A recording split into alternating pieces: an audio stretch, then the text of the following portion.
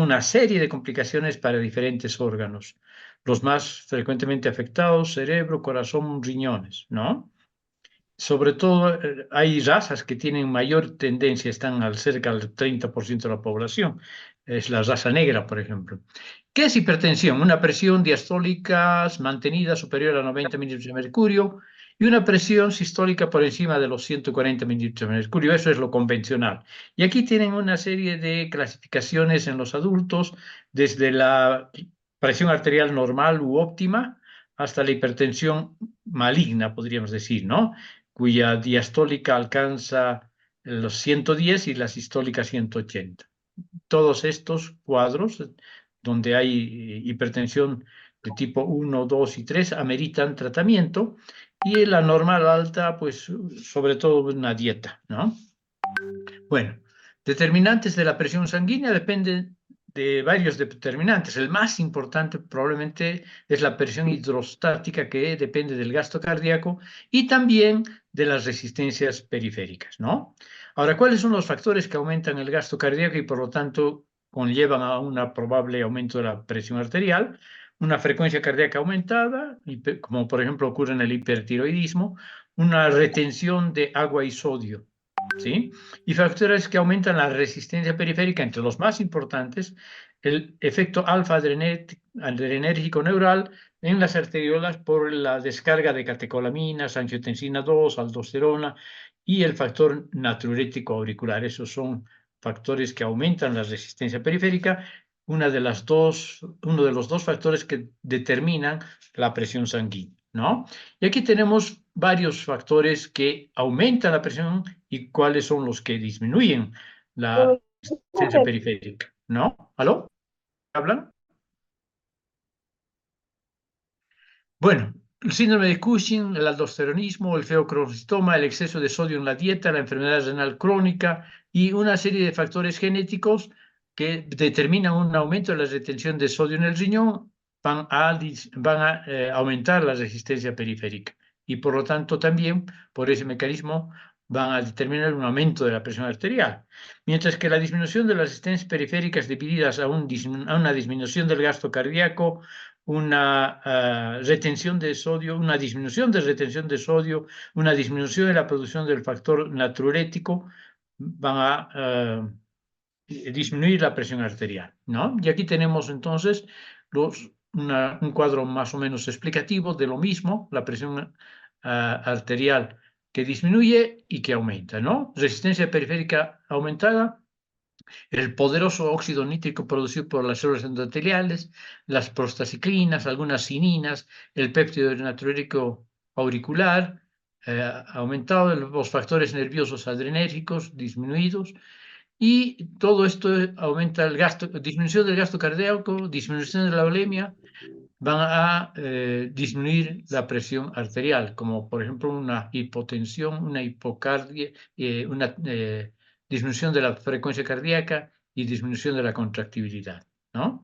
Y aquí hay otro cuadro que nos habla sobre la regulación de la presión arterial en el sentido de disminuir la presión arterial y aumentar la presión arterial, ¿no? Aumenta la volemia, la vasoconstricción, el aumento del volumen, el aumento de la resistencia periférica, algunos factores endocrinos liberados por las glándulas, como la suprarrenal, el mecanismo renina-angiotensina-aldosterona, en fin, ¿no? Por el riñón. Entonces juegan un papel muy importante en los riñones y algunas glándulas endocrinas. Y también factores cardiovasculares, ¿no?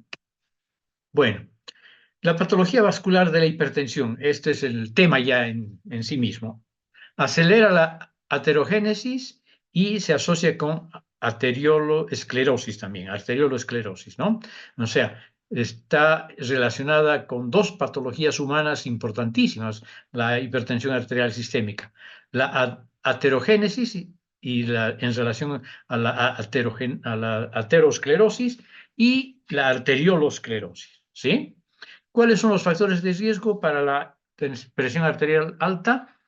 Los factores genéticos, los factores congénitos, el estilo de vida y los factores físicos y metabólicos. Tenemos las historias naturales, los polimorfismos genéticos, que son múltiples, alteraciones congénitas como el bajo peso al nacer, el número menor de nefronas, antecedentes maternos de hipertensión, la dieta alta en sodio, baja en potasio, alcoholismo, sedentarismo, la obesidad, ¿no? Con la hiperleptinemia secundaria, la edad avanzada.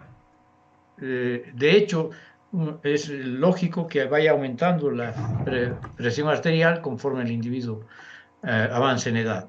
La raza negra, el estrés, el tipo de personalidad favorece la hipertensión, la hiperinsulinemia y la hiperuricemia. Son factores.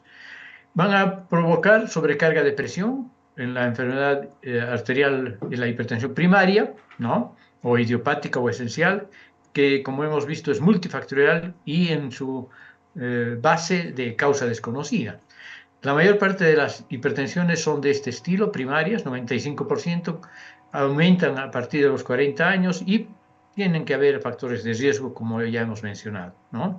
Y la hipertensión secundaria está relacionada con una enfermedad subyacente, renal, endocrina, neurológica, aórtica o factores psicológicos, ¿no? Tenemos todo el sistema renina-angiotensina, aldosterona, toda la retención de la enfermedad renal crónica va a causar todo esto. La hiperfunción cortical adrenal, feocromocitoma, hipertiroidismo son factores endocrinos que aceleran la hipertensión arterial sistémica. Ok. Luego tenemos entre las neurológicas la hipertensión intracraneal causada por tumores cerebrales, encefalitis, por ejemplo. En la aórtica, rigidez aterosclerótica de la aorta y la coartación de la aorta, y psicógenas relacionadas con el estrés y la vida moderna, ¿no? Bueno, y la hipertensión secundaria suele ser una complicación de las enfermedades renales. Hipoperfusión renal estimula la liberación de renina en las células justaglomerulares. La renina actúa sobre el angiotensinógeno, que es transformado en angiotensina 1 y a continuación en angiotensina 2 a nivel pulmonar.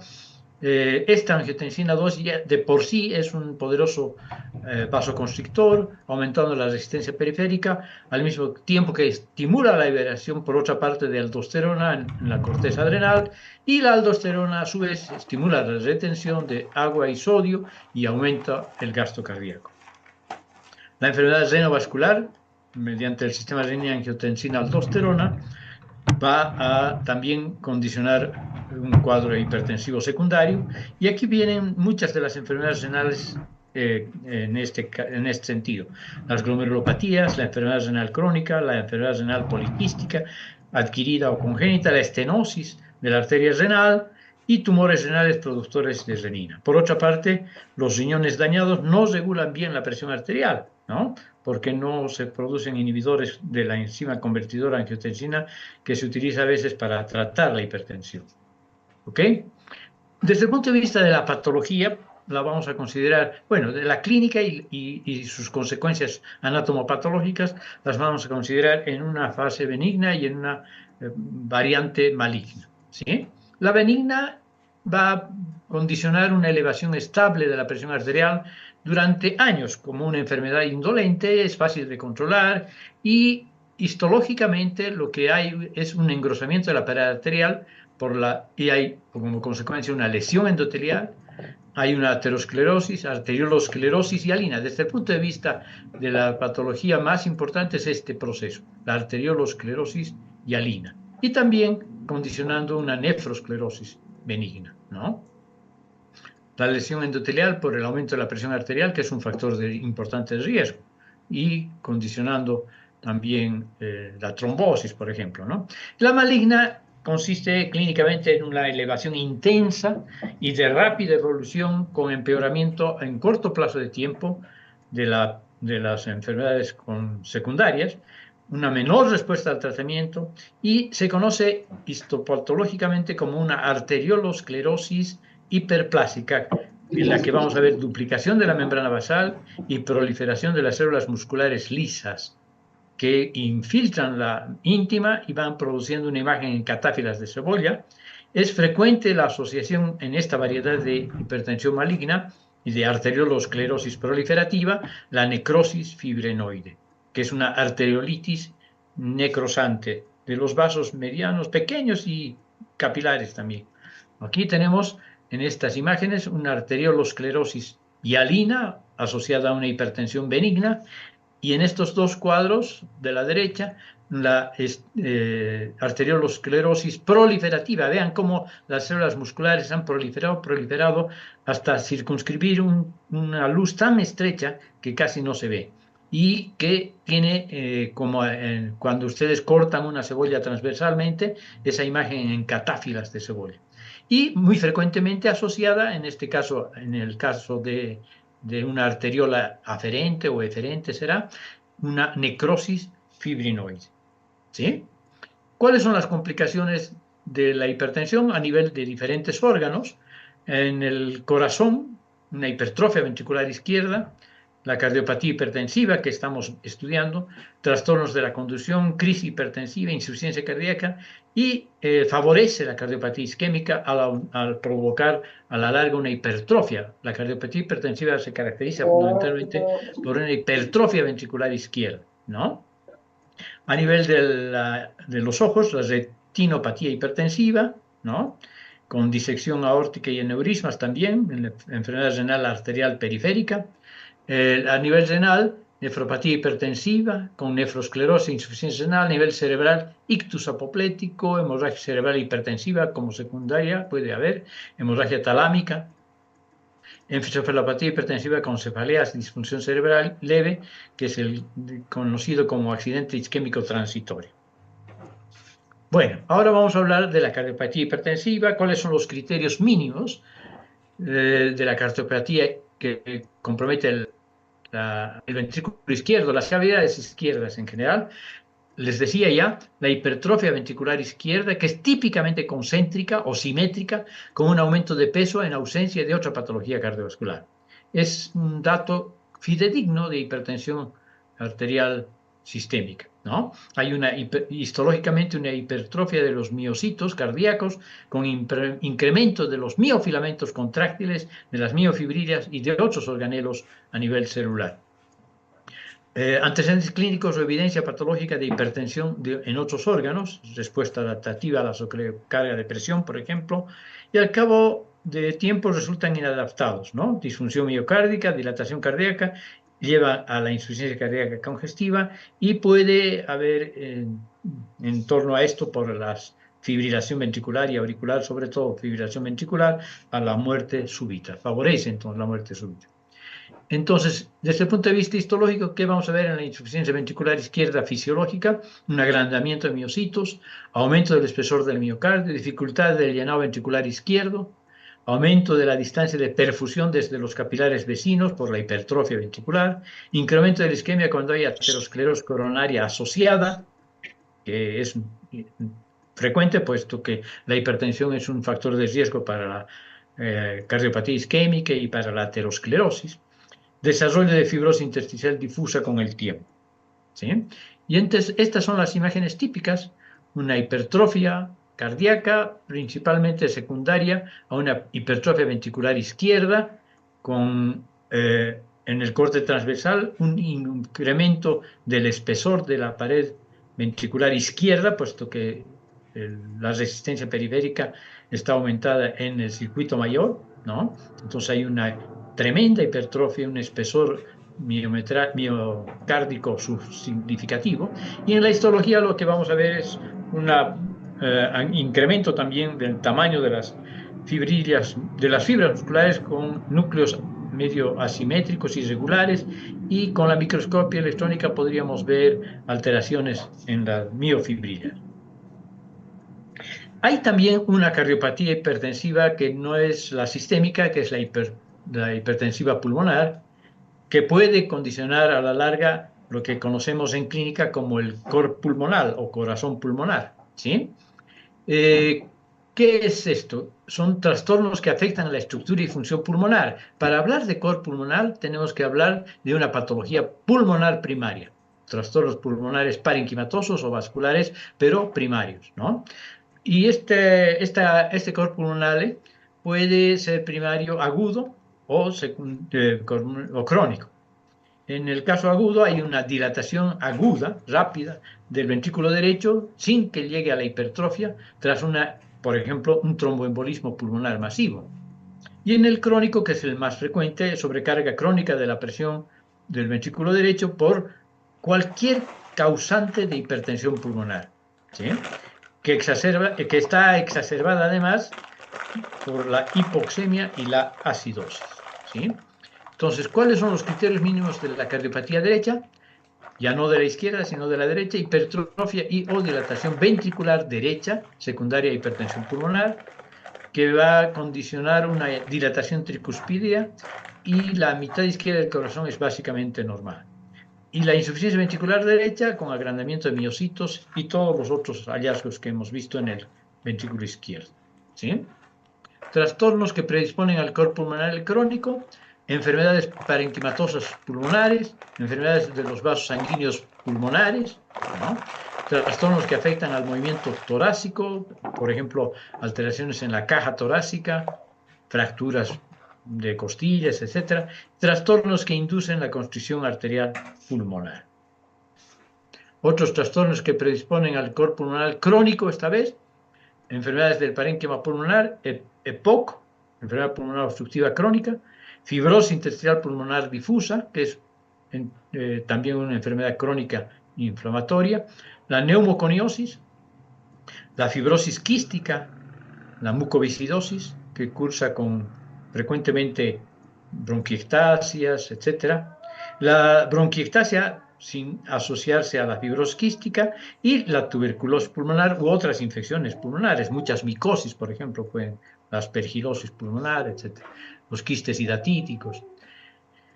Otros trastornos de origen vascular: tromboembolismo pulmonar recurrente, que no es mortal, pero que puede sumarse y producir una hipertensión pulmonar. Puede haber una hipertensión pulmonar primaria, así como hay una hipertensión sistémica primaria, que es la más frecuente. Hay también cuadros de hipertensión pulmonar primaria. Enfermedades arteriales inflamatorias de las arterias pulmonares, arteritis; obstrucción pulmonar por fármacos, toxinas o radiación; y la microembolia pulmonar extensa, que por sí solas son insignificantes, pero que si se suman muchas microembolias pequeñitas, van a aumentar la resistencia periférica pulmonar, ¿sí? Y como decíamos, también trastornos que afectan al movimiento torácico: tenemos cifoescoliosis, obesidad significativa, y trastornos neuromusculares, las distrofias musculares que llegan a afectar a la musculatura torácica, ¿no? Trastornos que inducen a la constricción arterial pulmonar: acidosis metabólica, hipoxemia, mal de montaña crónica, obstrucción de las vías respiratorias mayores, hipoventilación idiopática.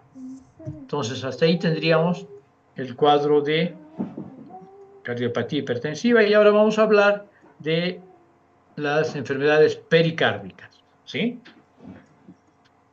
Rara vez es primaria. Casi siempre la enfermedad pericárdica es secundaria a enfermedades sistémicas o a estructuras adyacentes, sobre todo a patología pulmonar o mediastínica. Y casi siempre la pericarditis se asocia, o la enfermedad pericardia en principio, porque no siempre es inflamatoria, suele asociarse a derrame, ¿no? La principal causa de pericarditis aguda es el infarto de miocardio, puesto que es una patología increíblemente frecuente en el mundo, ¿no? Ahora, hemos dicho que todas las pericardiopatías, o casi todas, discurren con un edema, con un derrame pericárdico. Y este derrame puede ser lento, puede ser bien tolerado, incluso llegar hasta 500, incluso 2000 centímetros cúbicos o mililitros de líquido de derrame. Cuando es lento, es tolerado por el pericardio y por el corazón, que sigue latiendo. Pero si este derrame pericárdico, aunque sea escaso, es rápido, puede llegar a producir lo que conocemos como un taponamiento, pero fatal. ¿ya? El pericardio normalmente tiene un líquido que favorece la- la- la contracción cardíaca por el frote fisiológico entre las dos pleuras, las dos capas del pericardio, visceral y parietal, ¿no? Y es un líquido seroso no inflamatorio, obviamente, ¿sí? Bueno, entonces, ¿cuáles son las principales causas de la pericarditis? El infarto agudo de miocardio que acabamos de mencionar, procesos postquirúrgicos, cirugía de corazón abierto, puede ser cicatrices por fibrosis, la pericarditis bacteriana, la pericarditis maligna por diseminación local o metastásica de una neoplasia, sobre todo pulmonar. En la pericarditis bacteriana es importantísima las neumonías, ¿no? La tuberculosis y la pericarditis constrictiva como secuela de estas pericarditis agudas o crónicas bacterianas o de otra índole, ¿no? Sobre todo la tuberculosis es una causa bacteriana importante. La pericarditis urémica en la insuficiencia renal crónica, que cada vez se ve menos, por suerte, porque se maneja mejor con los trasplantes renales, con las transfusiones, con el filtrado del renal, ¿no? Luego tenemos la pericarditis inmunitaria, tenemos la fiebre reumática, el lupus eritematoso sistémico y la enfermedad reumatoide que pueden cruzar con una pericarditis inmunitaria y suele ser de tipo fibrinoide. Bueno, ahorita vamos a ver, ¿no? Y en cuanto a las características del líquido de derrame, puede ser seroso, fibrinoso o cero fibrinoso, purulenta, hemorrágica, gaseosa y quilosa, ¿ya? Muy bien, aquí tenemos entonces la pericarditis serosa. Puede ser de causa desconocida, pero principalmente por causas no bacterianas. Y entonces aquí tenemos las inmunológicas y las virales, ¿no? Fiebre reumática, lupus eritematoso sistémico, artritis reumatoide, tumores, uremia y las más importantes, las enfermedades víricas primarias. Inflamación ausente o mínima en la histología. No hay fibrina, el líquido es macroscópicamente amarillento, traslúcido, puede ser abundante sin llegar al taponamiento cardíaco. Luego tenemos la pericarditis fibrinosa o cero fibrinosa, también es la forma clínica más frecuente, puede ser de origen desconocido, ¿no? Como en la pericarditis serosa, puede asociarse al infarto de miocardio, no necesariamente el infarto de miocardio produce una pericarditis hemorrágica. Se asocia más frecuentemente al roce pericárdico. Aquí ya empezamos a ver el roce pericárdico. Puede tener dos caminos, o resolverse u organizarse, ¿no? Provocando a la larga una pericarditis adherente y eventualmente incluso una pericarditis eh, eh, una pericarditis constrictiva, ¿ya? Y aquí vemos un exudado fibrinoso blanco amarillento, ¿no? Que está siendo puentes de fibrina. Estos no son adherencias todavía, pero son puentes de fibrina que si se cronifican pueden sí dar adherencias permanentes y una pericarditis constrictiva. Que eso es más frecuente en otros tipos de pericarditis, como la que estamos viendo ahora, ¿no? Una superficie rugosa, cuando hay una coloración, un aspecto de pan con mantequilla, y aquí en la histología podemos ver el exudado fibrino leucocitario de una pericarditis serofibrinosa y fibrinosa. La pericarditis purulenta se asocia sobre todo a infecciones bacterianas, pero también puede ser a parásitos u hongos, o a la extensión directa hematógena o linfática de procesos infecciosos producidos sobre todo por estos cocos, ¿no? Estafilococos, estreptococos, neumococos. Clínicamente se asocia a una fiebre alta, escalofríos y roce pericárdico. Y puede organizarse mediante una pericarditis, dando lugar a una pericarditis constructiva y una mediastinitis, ¿ya? Y la superficie, vean ustedes, es purulenta. Aquí se ve un exudado de pus fino, cremoso, y una superficie granular con parches de inflamación aguda y abscesitos, el que estamos viendo. E histológicamente podemos ver una colonias bacterianas rodeadas por un exudado inflamatorio agudo principalmente. Luego tenemos la pericarditis hemorrágica, que es más frecuentemente por neoplasia, pero también puede ser por infecciones bacteriana, tuberculosa. Bueno, aunque sabemos que la tuberculosis es una infección bacteriana, siempre le damos un punto aparte por la importancia que tiene, ¿sí? O asociada a diátesis hemorrágica, que producen hemopericardio, obviamente a cirugía cardíaca y pueden ser causantes de pericarditis constrictiva. Además de fibrina, hay obviamente sangre y adherencias más frecuentemente. Luego tenemos la pericarditis caseosa, que es, mientras no se demuestre lo contrario, de origen tuberculoso, extensión directa de los ganglios linfáticos peritraqueales o, aunque rara, es la causa más común de pericarditis constrictiva crónica fibrocalcificante. Bueno, en nuestro medio no es tan rara, ¿ya? Y es severamente restrictiva la pericarditis constrictiva secundaria a tuberculosis. Y aquí vemos la inflamación típica de la tuberculosis, una inflamación granulomatosa, tenemos granulomas de células epitelioides y la presencia de un manto de linfocitos y células gigantes multinucleadas.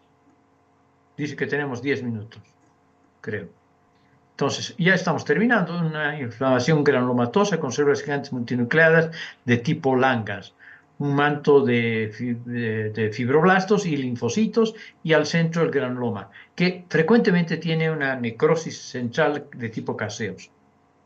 Y la consecuencia de muchas de estas pericarditis, sobre todo las hemorrágicas, tuberculosas y bacterianas, la pericarditis constrictiva, caracterizada por un pericardio fibroso, engrosado, que ya no puede expandirse y que interfiere con el llenado ventricular, reduciendo el gasto cardíaco. Obviamente hay una cardiopatía restrictiva por esta dificultad para expandirse de los ventrículos.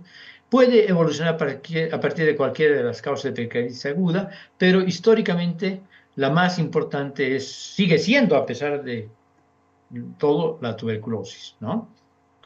La mayoría de las pericarditis, esto es interesante, no llegan a este extremo, es decir, a producir una pericarditis constrictiva. Taponamiento pericárdico. ¿Qué es el taponamiento pericárdico? Es una forma importante, extrema, diríamos, de derrame pericárdico. El volumen del líquido acumulado es suficiente para comprimir a la aurícula y a sus venas afluentes, evitando así un adecuado llenado cardíaco. Obviamente esto produce una insuficiencia cardíaca aguda, puede producir un paro cardíaco y una actividad eléctrica sin pulso, ¿no? Las causas más frecuentes de taponamiento: ruptura del miocardio, seguramente secundaria sobre todo a un infarto miocárdico transmural, la disección aórtica con flujos retrógrados a la cavidad pericárdica, el traumatismo abierto o cerrado, sobre todo cerrado, y las pericarditis agudas graves, ¿no? Entonces hay un aumento de la presión intrapericárdica, hay presión sobre las venas cavas sobre todo, dificultad en el llenado y las consecuencias estas. Muy bien, con eso hemos terminado entonces la patología cardiovascular. De vascular solo hemos visto aterosclerosis, ¿no? Y de patología cardíaca, todas las patologías excepto la miocardiopatía. En la próxima clase, que sería el lunes, entraríamos ya a la patología pulmonar. ¿Ok? Les agradezco su presentación. Yo puedo parar, ¿no? La presentación. Sí, doctor, usted pone finalizar y la clase se va a terminar. Okidoki. Entonces me despido de ustedes. ¿Cuántos hemos llegado a ser? Han tenido paciencia. Unos 27 estudiantes, ¿no? Ok. Entonces nos vemos el lunes a las 8. El lunes no me atraso mucho porque no tengo clase hasta tan tarde, ¿no? Pero me es difícil llegar a tiempo.